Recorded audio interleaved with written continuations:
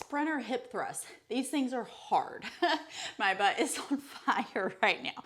Okay, so these are basically an accelerated version of a single leg hip thruster. They just involve a lot more power, and we are thinking about making them even a little more athletic because we're letting the arm swing happen as well. You want to get set up for this just like you would with your standard single leg hip thruster or even a staggered stance hip thruster. So we're making sure that we have a bench that is not super high. If your bench or your chair box you're using is really high, it is not going to feel right. So you can look and see when I'm sitting on the ground, this one is right at about kind of like where my bra line is, and I really wouldn't want it a lot higher than that. So I'm gonna make sure that I get in a comfy position. I don't need my elbows resting on top like this, okay? The back of my rib cage is touching the bench, so make sure that you have that on there. Now, the first thing that we have got to do is get our pelvis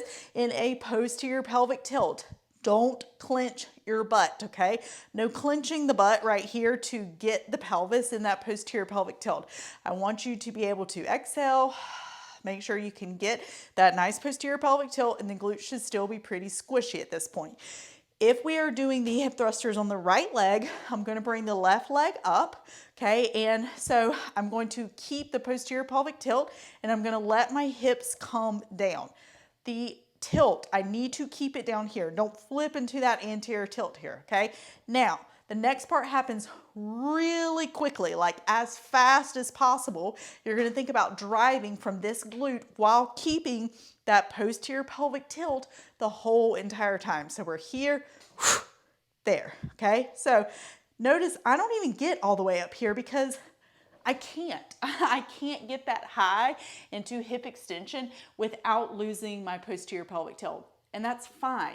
I only want to go to the range that I can truly own with the posterior pelvic tilt. So we want to make sure that, again, the whole time we've got that posterior pelvic tilt. I know I keep saying it, but it's super, super important because I want you to get hip extension from the actual glute and not from the low back or kind of stilling it from somewhere else that isn't creating true hip extension, okay? So you're here, and we can add the arms in, which would be here. So just think it's like if you're getting ready to run, right? So you're here, posterior pelvic tilt, and then, and I want you to feel in the top that you're squeezing. And also notice, did you go to rock out on like one side of your foot or the other? Because that can tell us a lot about what's wanting to kick in.